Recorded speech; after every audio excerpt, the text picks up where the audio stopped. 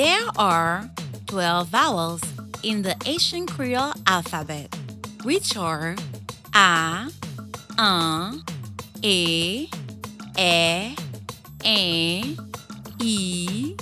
O, On,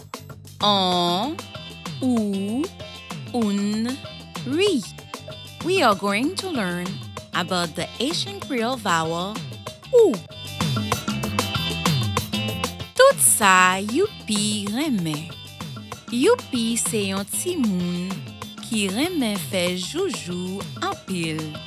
Chak vakans, li reme jwe nan la kou. Li reme jwe ak poupe, ou la ou, au soir football ak chachou, epi tou papouche. Li reme visite tout patou, al fè touriste nan tout vil. Manje li pi reme se soup joumou, ragou, sos kalalou, ak bouillon. Soupe li pi reme se la bouilli. Li reme goût douce tou. Epi, chita an ba pied mapou ak lot si moun yo. Yo tout reme fè kous epi danse sous son tambou. Kounya, an nou gade sa ou te apren de ti histwa sa. Ki boy youpi reme jwe? Oui, c'est ça. Youpi reme jwe nan la kou.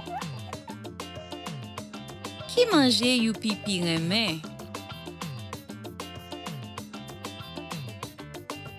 Oui, youpi pi reme soup joumou, ragou, sos kalalou, ak bouillon. Ki kote youpi reme chita? Oui, c'est ça.